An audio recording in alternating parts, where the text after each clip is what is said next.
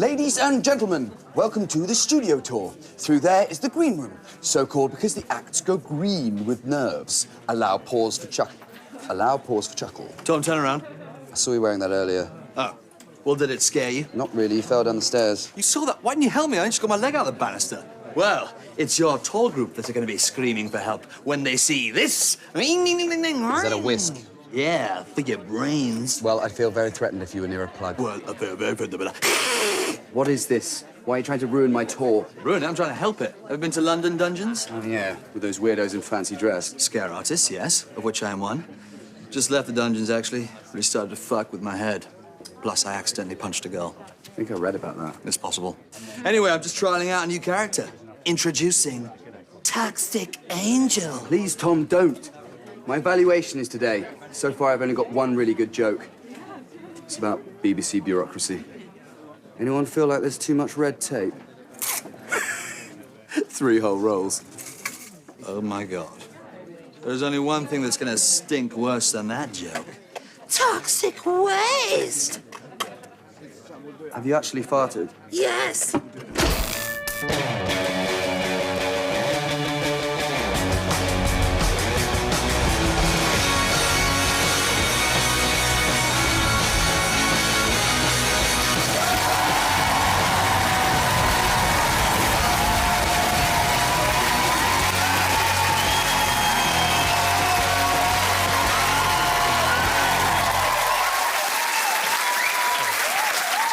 Good evening, ladies and gentlemen. Welcome to Live at the Electric. We've shipped the beasts of buffoonery from the 3 continents of comedy: sketch, character, and stand-up, to create our very own zany zoo. Yes, I am the master of this menagerie, your grinning baboon host, defecating hefty chunks of hilarity into my curled paw, then flinging it at your faces.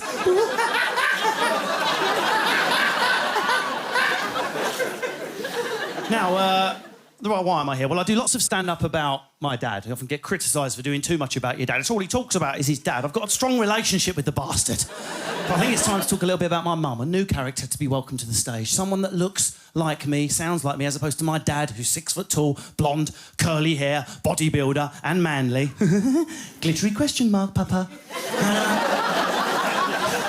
And my mum. I look too much like my mum. Is there anyone in the room that looks too much like one parent so that it's a bit creepy? It's even worse when it's the opposite gender parent. No little boy wants to look like a woman. Like, it's worse for you girls when you look like your dads. I know that is worse. Here come the twins. One's old with a penis.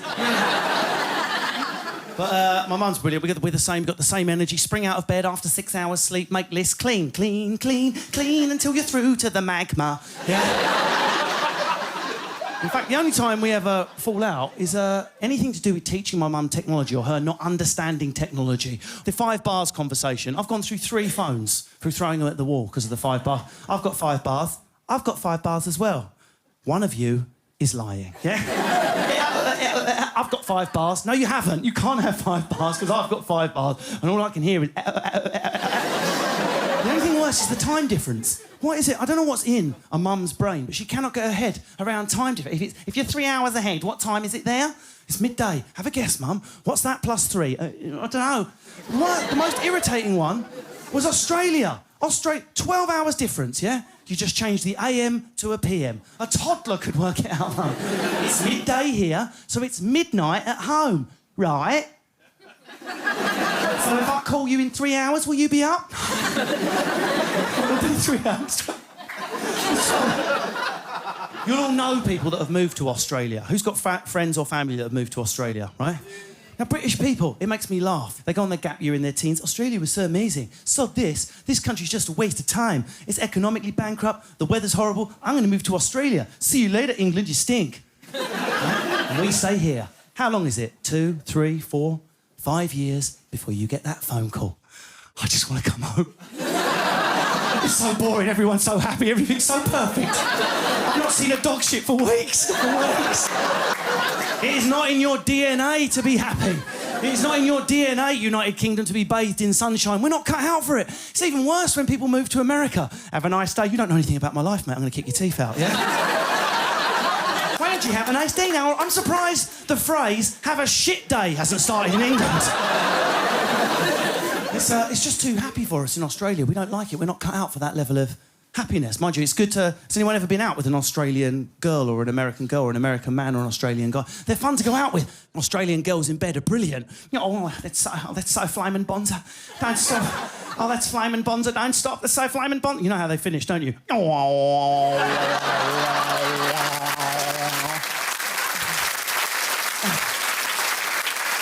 Now, if political correctness meant a day working with these guys, I'd drop-kick a puppy just to show off my soft side.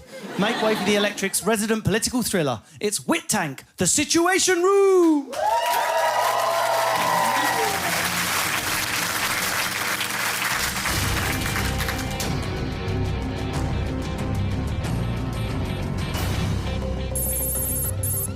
Prime Minister, this is a very real nuclear threat. They're bluffing. They have missiles targeting every major city around the world. We can't take that chance. They won't blow up the world. It would be madness. We need a decision now, sir. We give them what they want. Sir! Anything.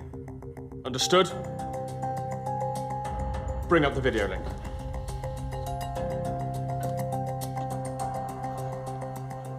Hello. This is the Prime Minister of Great Britain. I urge you, stop this madness. Nobody has to die. We will give you what you want. Anything? Anything. Okay. Demobilize your troops immediately. Done. Relinquish control of our territory. Fine. Is that all? Yes. Actually, there is one more thing. What? You sing Believe by Cher for me now. What? Cher, believe now. I'm not doing that. Engage missiles. Do you believe in life after love? Do it properly. Do you believe in life after love? You work it. I can feel something. I really don't think you're strong enough, no. Enough. Very good. Thank you. Like I said, anything in the name of peace. Now for me, you sing Summer of '69. Bryan Adams? Fuck off.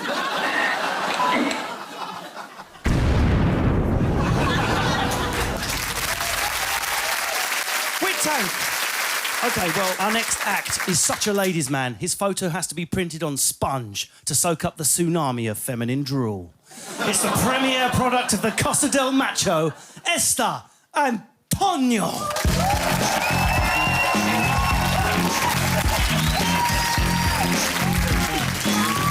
Hola, muchachos! It's me, Antonio, seduction expert, master lovemaker, and vilified physiotherapist. I am world famous for my ferocious lovemaking skills. What can I say? I have a very, very talented penis. Okay.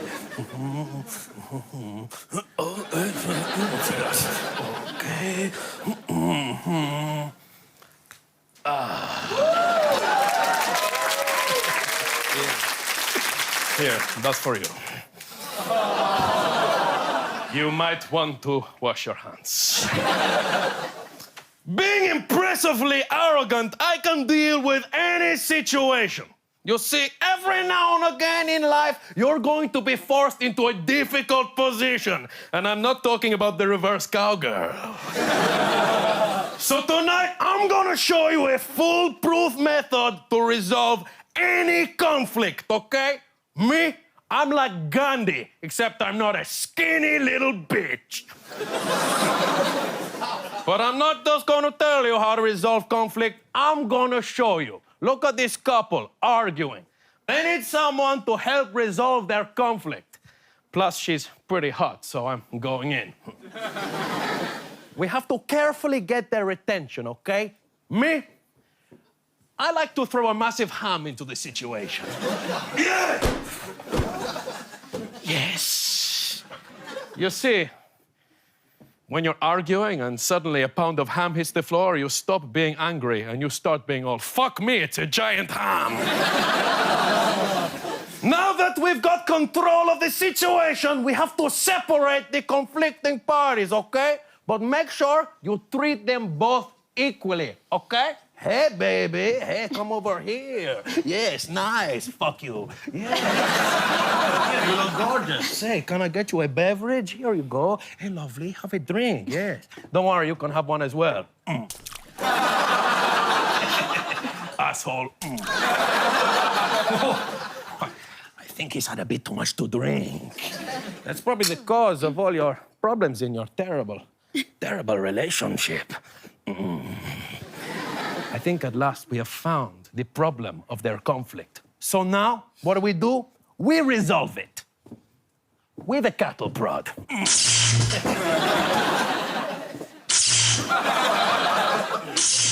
It is one for luck. Problem resolved. And I'm pretty sure it's pissed itself. Now, eat your ham. Later, make some bacon. Thank you.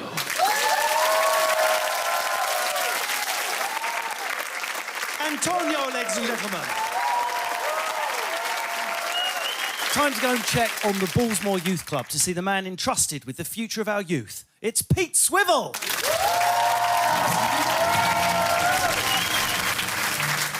In 2013, a BBC documentary crew filmed the everyday happenings of a North London youth club on Bullsmore Lane.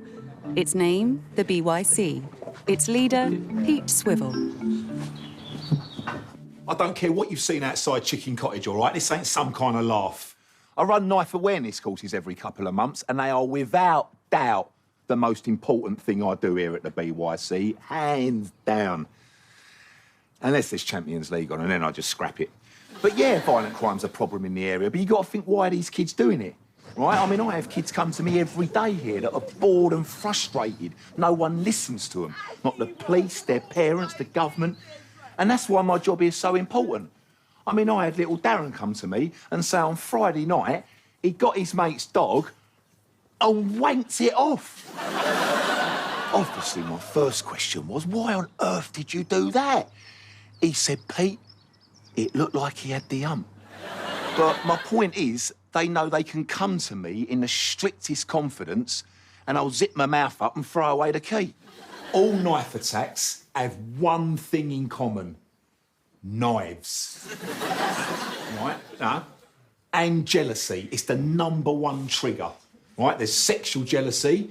For example, well, like Jane, you've potentially got a motive to attack Keisha because she's got a picture of your boyfriend on her phone. Are you fucking serious? No, he's changed. Right, a naughty one. Yeah. With all these plums hanging out. I swear that's for a fucking rip wave out! I was expecting tension, yeah. Jealousy's a touchy subject. But my philosophy is, if you come face to face with a green-eyed monster, you don't back down. Nah, you stab him up. I'm telling you now. All right. Your wave out, you don't... Right, yeah. There's material jealousy as well.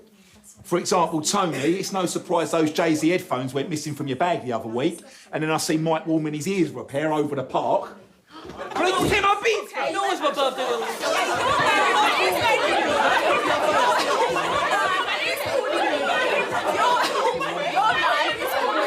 I had to do something. Hey, listen, just calm down, will ya? Just don't shut up, will ya? Listen. Darren wanks off Anthony's dog. They do say a problem shared's a problem halved. I just hope for Darren's sake, a problem tweeted's a problem solved. Because this thing's trending now. Shut up, man! You hear me? Come! Well, at least there's no helicopters about. So, turned out better than the last one.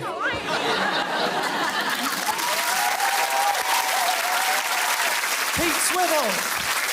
Now, it's time for a woman so difficult, she won't even make time to boil your bunny. Please welcome America's favourite bunny microwaver. It's Loretta May!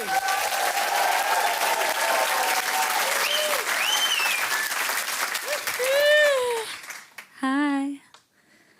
Hi there, right? Just gonna do a quick sound check. Someone's gonna die tonight! You hear that? Is that loud enough? Is that okay? Great. Hi. I'm from the US, but I live in the UK now because they said I should go somewhere with tighter gun control. And I'm really enjoying meeting British people, and I'd like to dedicate this song to all the British men that I've loved and lost since I arrived here on Friday.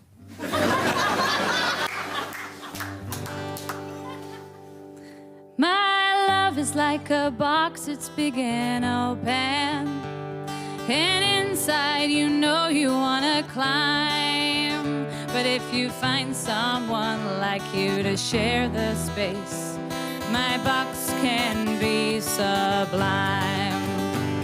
But love is like a box, it does fold easily, and suddenly it's not quite what it seems. And if our love should ever fold, I'll shut you up in that box, and I'll tape it up so you can never go. And it won't be with weak cello tape, and it won't be with weak masking tape. It'll be with branding duct tape. Yeah, I'm gonna tape you in, and I'll reinforce the corners so you can't kick it in. Leave me if you like sunshine, and never leave me if you like fresh air, and never leave me if you like living, and never leave me if you like your it's decomposable, and it can disappear without a trace. And if you keep on trying to escape from that box, I'll throw you in the Thames and watch you slowly drown. And when they finally fish you out, they won't be able to identify who you are, so they'll bury you in a cardboard coffin. At least you'll feel at home. My love is like a box, it's big and open. Come on in. Bye.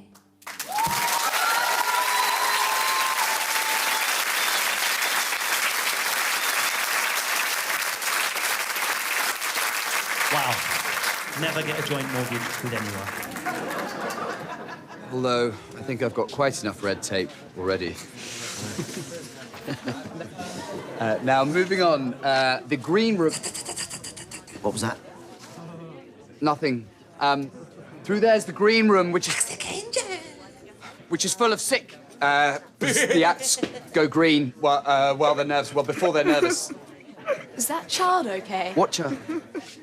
Yes, he's fine. Just ignore him.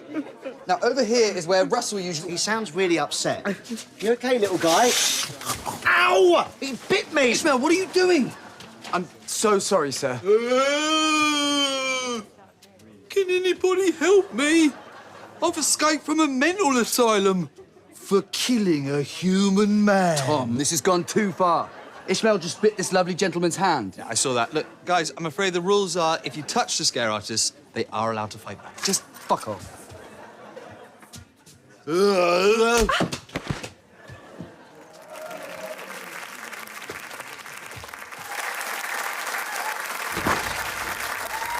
Hello and welcome to the makeup department. My name's Linda.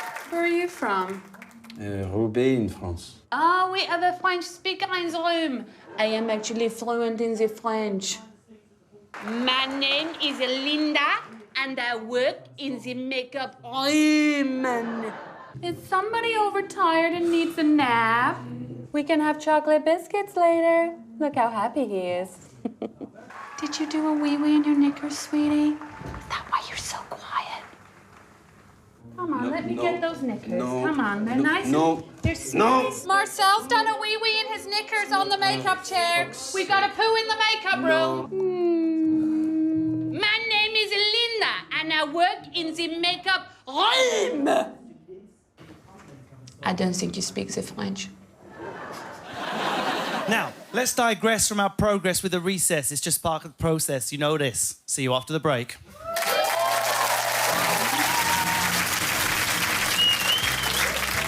Can I make my hair as heavy as cement without ruining my look? Now I can, thanks to new Make My Hair as Heavy as Cement shampoo. Make My Hair as Heavy as Cement tackles dry hair, dandruff and split ends, as well as making my hair as heavy as cement. In just 15 minutes, your hair will be heavy as cement. I tried Make My Hair as Heavy as Cement, and already my hair's starting to feel as heavy as cement.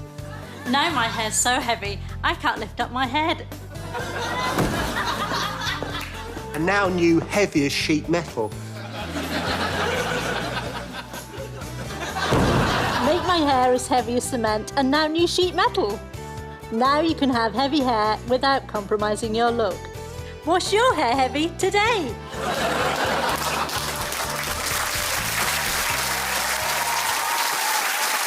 And now, a Frenchman, so supportive of his countrywomen, he refuses to trim his own pubic hair. It's Marcel Lucan!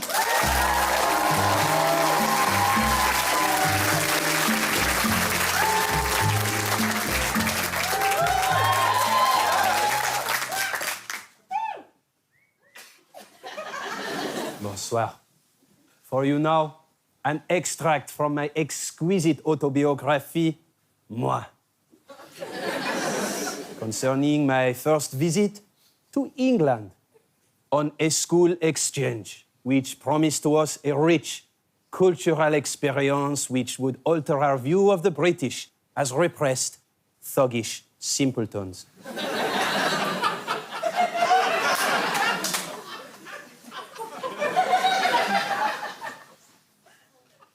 The coach pulled into Coventry.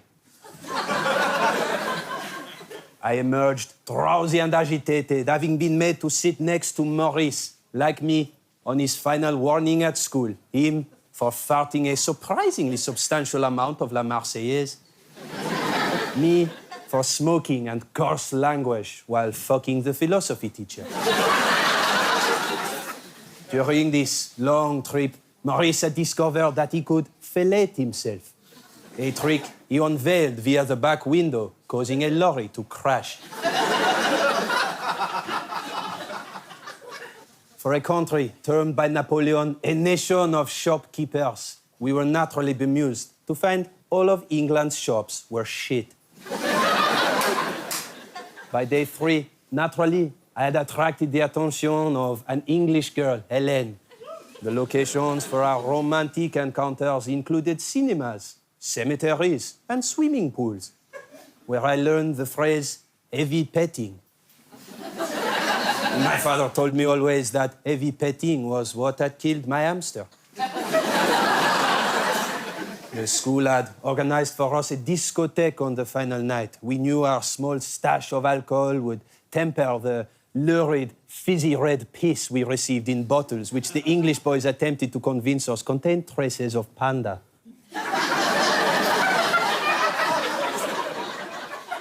In the toilets, however, I managed to obtain some speed from Gary, ironically the slowest boy in the class. Because of this, I soon misplaced Hélène. My search led me to the biology cupboard, where I found Hélène. Alas, not alone. She looked up at me with sheepish eyes, next to where they kept the sheep's eyes. But like the sheep's hearts in biology class, mine was torn in two as I found her there, semi-nude, with Maurice. Finally, he had found someone to do the job for him.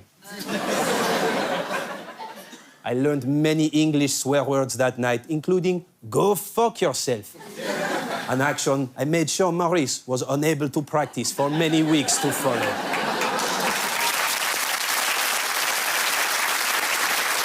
Goodbye.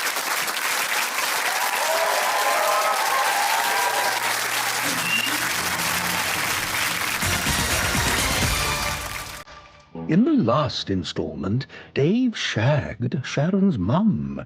It makes no difference. 'Twas in accident, darling.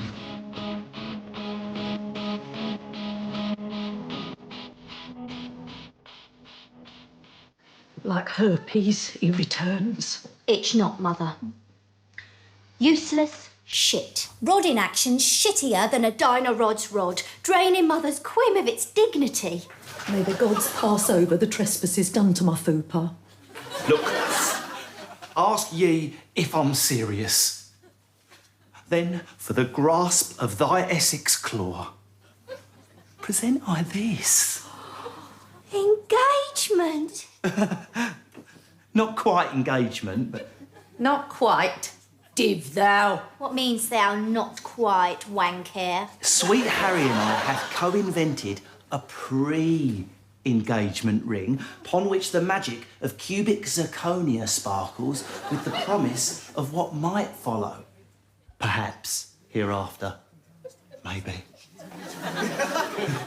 Engaged to be engaged. Ta-da! Thou whitened dog turd, thou. Aye, thou bit of shit left in the tread of a caterpillar boot. Engaged to be engaged? Spiceless drumstick. Why not serve me an empty KFC carton and pretend it's Zinger? Lemon weight and morpho. Peck no more at my womanhood.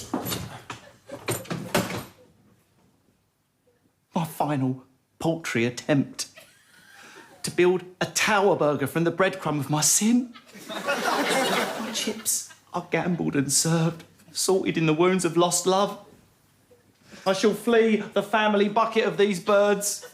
It is me who has become a chicken. Cock.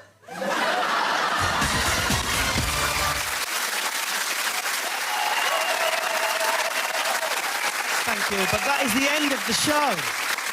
If we've left you wanting more after the show, head straight to bbc.co.uk/BBC3. Or, if you're scared of technology, scratch out extra sketches on some crude bits of slate and then just move them really quickly. From me and the Electrolytes, goodbye! Thanks for being so understanding. It won't happen again. Just spoke to the guy. Luckily, he says he still enjoyed the tour. So, fingers crossed they'll be keeping it. Who's that guy? He wasn't evaluating you. What? No, he's just a huge fan of the show. It's fucking weird, if you ask me. I think he might genuinely be from a mental asylum. So, who was evaluating you, Tom? I don't know. It was me. You'll be hearing from me in due course. Such a freak. Tell me something I don't know. What are you going to do about that girl you punched? What girl? The girl on the tour. Tom, there was no girl on the tour. Just joking, she's suing me.